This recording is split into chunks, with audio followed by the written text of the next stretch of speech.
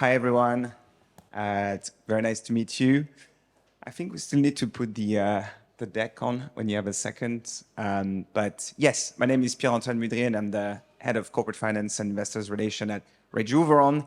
I wish, to be able to tell you that we are one of the biggest biotech companies in the world, but that's probably a bit premature. But what we are is definitely one of the most advanced biotechs in the longevity space, which I think is already, important enough.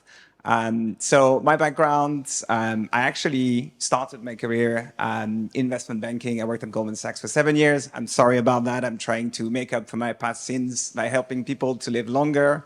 And even though I've been into that space for the last 4 years, I am actually not a scientist. So, you probably shouldn't be listening to what I'm telling you. But so one of the key questions that I think, been at Rejuveron for the last 4 years. Also work with Christian Angermayer, which is the co-founder of Rejuveron. He's a German billionaire, one of the biggest sponsor into that space. I'm part of his family office. And I've been at Rejuveron for 4 years now, so, makes me a dinosaur in that space. At Rejuveron, we're really focusing on maximizing the quality of life, radically extend health span and lifespan, and also improve the experience of aging. So this is really where we come from and what we're all about. And then why longevity? I mean, many people already have the answer to this question, but I would say, first of all, because it is possible.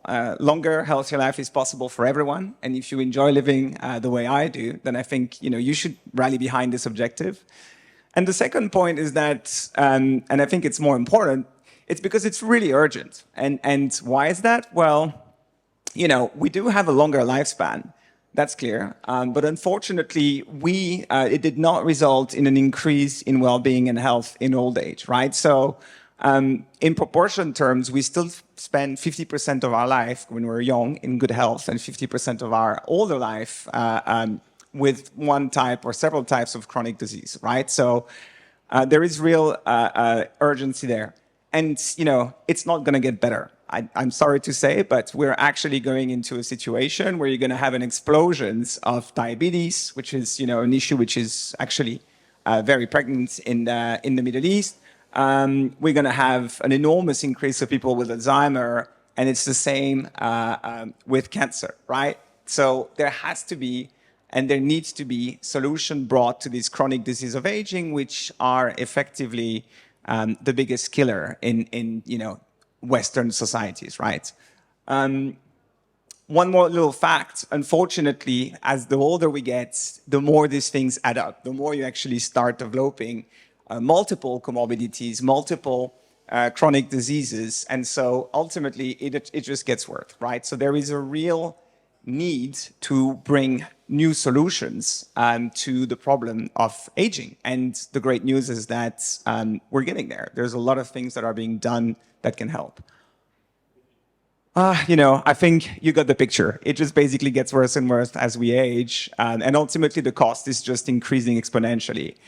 So, of course, the first thing that we should all be doing is work very hard on our lifestyle, on our, you, of course, are familiar with, the fact that we need to actually sleep a lot to be in good health. That actually really helps regularly, 8 hours a day, all of these sort of things, very important. Your diet is critical, not too much sugar, avoid alcohol and tobacco, they're the worst. You shouldn't eat carbs, you shouldn't eat processed food, even if you like them, sorry, you shouldn't do that. And, fasting, caloric restrictions, which I do, is actually really good for you, right? If you have the discipline to do it. Working on your state of mind, practicing mindfulness, meditation, and in general, having a purposeful, loving life, if you can, that's amazing, right? The exercise, yes, you need to run, HIIT training, and all of these healthy tips actually really do work. There are plenty of supplements that you can take, metformin, NMN. They don't work for everyone, and they don't necessarily do the trick, or even empirically. But for some people, at the very least, they seem to have a meaningful action on their body and improve definitely their well-being and their lifespan. Find a doctor which is practicing functional medicine, and test yourself for disease every year, so, cancers and things like that.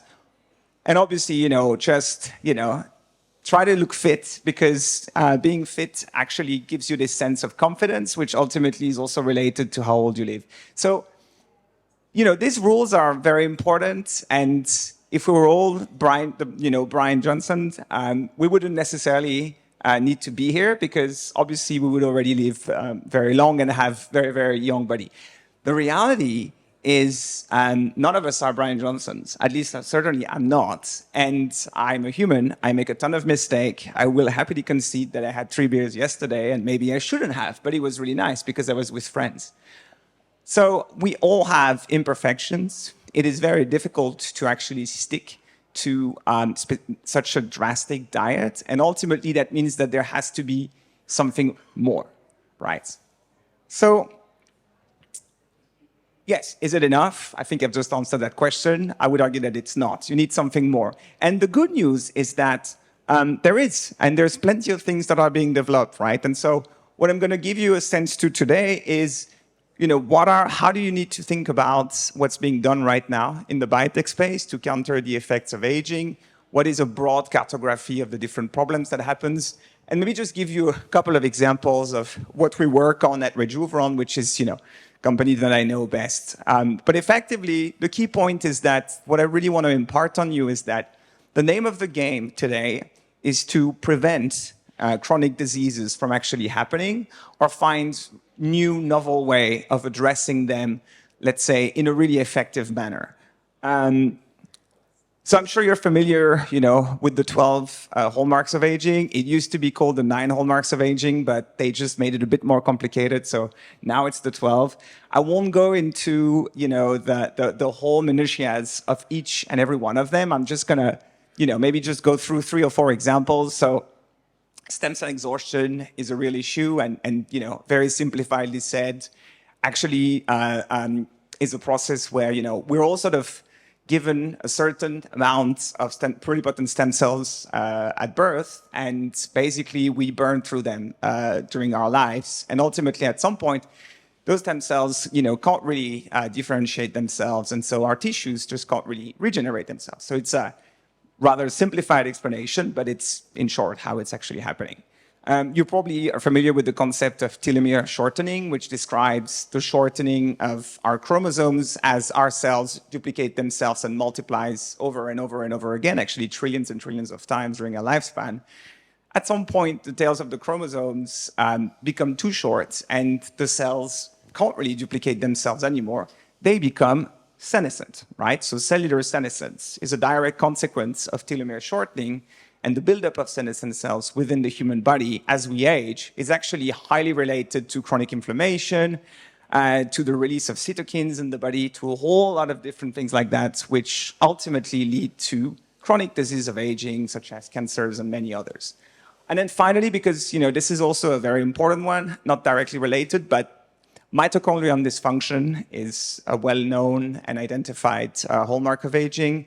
And mitochondria are responsible for providing energies to our body. And so if you have mitochondrial dysfunction, ultimately your body has a deficit of energy, your cells in particular. And so, for instance, you're struggling to build muscles. You become weaker and weaker when you age. And that's one of the key problems. So I won't go into, all the other 12, because, there's quite a lot of them. And ultimately, this is something that you can find pretty easily online. So, I encourage you to educate yourself around that topic if you're not that familiar. What I think is more interesting is, how do you, once you actually identify those hallmarks of aging, how do you go on about designing drugs which will not just address specific disease, even though they have to for regulatory reason, but actually do so by slowing down or blocking the underlying processes, these hallmarks of aging, right? And so the approach is, and that's what we're following at Rejuveron, is, so first of all, it's really important to start from the paradigm that the problem is aging, right? That's the number one issue that is actually causing all of these disease to happen to you later in old age. So that's the number one thing. It's a change in paradigm that you need to put into your brain. And then now we know that aging is actually caused by several of these hallmarks of aging taken together in combinations. The next step is actually to look at disease which are the intersection of these three circles, the hallmarks of aging, so specific process behind aging, chronic diseases that are incurable, and so that have high and unmet medical needs. And by doing that, you not only will be ensuring, let's say, regulatory approval, right? Because you're actually going to be solving an issue that the regulator have, which is, specific disease. We at Rejuveron believe that there should be a change in the way that regulation is actually made, and that's actually why we're very excited to be here in the UAE and Abu Dhabi. But the reality is, in the big Western countries, the regulators still think in terms of disease, right? So you need to solve an issue that they have, and it's important to find disease which have high unmet medical needs so that there will be an approval granted if you can actually sort that. But the idea is we're doing it by targeting the very biological processes of aging. And the advantage of doing this are twofold. The first one is that even if you have to focus on an initial disease, you can very likely tackle not just one, but whole families of disease if you actually have a drug that slows down key processes behind aging, right? So the target market, once that drug is developed, is not just for one specific disease, it is for whole families. So these drugs are potentially the most valuable drugs ever. And the second point, which is sometimes a little bit overlooked, is that if you have a drug that effectively targets some of these processes behind aging, there will be a huge secondary market around them, off-label use effectively, which is completely unaccounted for in any evaluations model that the traditional biotech and pharma industry is actually using. And actually, pharma is aware of it, but the biotech funds usually aren't and refuse to account for them. And so the next question becomes, but is there already such an example of such drugs? And the answer, and that's amazing, is actually a resounding yes. I'm sure you're aware that the biggest success, probably of any industries this year and last year, has been around those incredible obesity drugs, Ozempic, Wegovy, and also Mounjaro. So all of these drugs, and they're being commercialized by two big pharmas, Eli Lilly and Novo Nordisk. All these drugs are the first real-life example of what a longevity drug actually look like. And it's not just me saying it. I was having a talk with the equity research analyst at Jefferies, who was actually very interested in longevity. And he started the call by saying, it's amazing because these drugs are the real-life examples of what longevity drugs can be. And if you haven't been following, the market cap of both of these companies has been multiplied by 3. And the total amount of value that has been created for shareholders since this drug has been commercialized is north of 400 billion for just these two companies. And so why are these drugs considered a good example of longevity drug? Well, first of all, they looked at one of the key biological process, which has been one of the key biological process, which is diabetes, right? And diabetes actually commands a huge, effectively triggers a lot of different diseases, right? So they find a solution for it. And that was actually the first drug that was commercialized, which is called Mounjaro. And then they realized that that the animals on which they had tested it had lost a huge amount of weight, right? And so ultimately, they decided to try it on obesity. And guess what? It worked amazingly well. And now they've just published a result that says, hey, it looks like it's dramatically reducing cardiovascular risk, right? So, up to 30% less risk of having a heart attack. And so, lo and behold, you have this drug that are fighting against one big biological process that happens when we age, that are then applicable for massive families of disease. And of course, that are being used very broadly by people that are looking to, you name it, lose weight. And so, my friend Elon, this is Elon before and after fasting, but also a very interesting amount of Wegovy in the process, right? So you're seeing celebrities and in general, people who can afford it that are using these drugs, right? And so really for us this year, has been the year where we've seen finally longevity drugs become a thing. And so I'm not going to go in through all the details of the programs that we're working at Rejuveron, but we try to approach aging in a holistic manner. We look at, physical fitness, we look at brain health, we look at vision, we look at hearing, because these are the things that a lot of people actually care about. When you talk about people that age, they're telling you, these are really only the 4 things that I really care about. It's like, I want to have a functional body as long as I can live, right? And then, so we address all of that. And then underlying this process, we're also going after more fundamental phenomena such as senescence and telomere shortening. And so maybe just one quick focus on one of our key programs. So, rebuilding muscle, it's extremely important. Sarcopenia is a problem that's affecting more than half of the population above 80 years old. It's very prevalent here in the Middle East as well, such as and just like diabetes. So we have very well-functioning compound, which just actually succeeded its phase 1B. We effectively saw very interesting results as well in efficacy. And here you can actually see how, this could become a very big market because, as I mentioned, half the population of 80 years old people have sarcopenia in a form or another. And also, one of the corollaries of, these obesity drugs, which are going to be taken by, a huge amount of the population in the US and in Europe, is that one of the key side effects is that they destroy muscle. And so ultimately, there's going to be a need for drugs that can address the destruction of muscle that happens already in older patients, and that's going to only get worse because thanks to these obesity drugs, which are very effective other than that, there's going to be a need to regrow lean muscle. So there's already been the beginning of, a takeover war within that space. And so, for instance, Eli Lilly has acquired Versanis, which is doing something similar, but with a different modality. Run around at the same stage at which that program is for us. So it was acquired during the phase 2B of Versanis. And we are actually at the same, roughly at the same stage with this program, right? So we're very excited about this particular area because, one, we think it's going to be extremely useful to people once it's actually commercial and readily available. And two, this is also potentially a very lucrative area for us. And so that's one to keep an eye on. Second focused, we're going really hard against senescent cells. We think that, the one-size-fits-all approach didn't really work. So we're really going after very specific subtypes of senescent cells. We're working with Professor Manuel Serrano, who is one of the, co-authored the Hallmarks of Aging and who is also one of the best specialists in that space. And the idea is really, you need to identify the really dangerous type of senescent cells and get them out of the body. So the markets, the specific disease, which are very, very dangerous for this, for humans, and actually are gigantic, right? This is, a market that if it's cracked is $100 billion plus.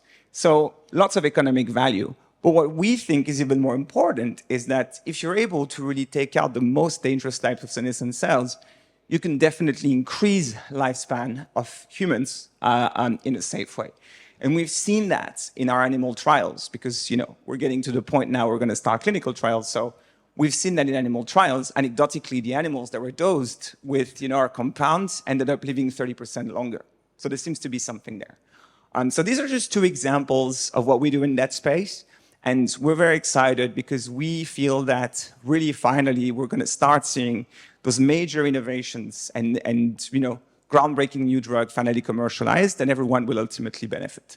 And maybe just, one last part. I guess, we're very excited about what's happening in the UAE. We think there is a real willingness in the region to actually give a home to the longevity industry and longevity companies. We think as well that longevity is one of the key, let's say, emerging sectors of innovation, which is still in need of a home, right? So Silicon Valley is for software, is for also biotech, let's say, of the broad type. But longevity is still somewhat missing a little bit that home. And we're very excited about what's being done in the UAE. I mentioned that, we have to play with regulators, and regulators put an enormous burden on companies such as us because it's extremely costly to develop drugs. And the reality is it doesn't have to be this way. It's just because the way those clinical trials are structured are inherently extremely costly. And so we're working with some of the authorities in the UAE to actually make that process faster.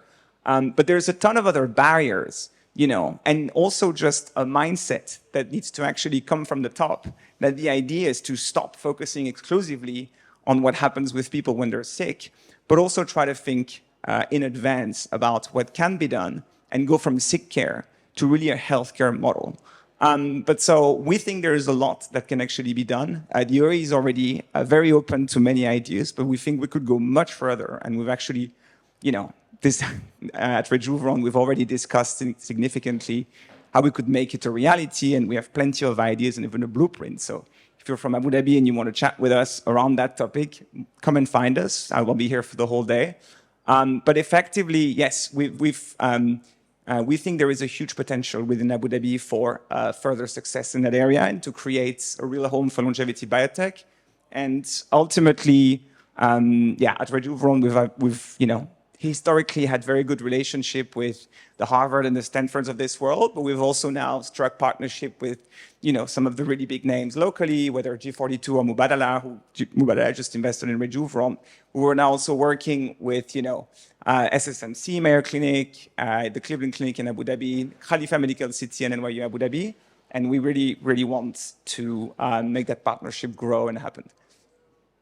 So I think that's it. I've reached the end of my presentation.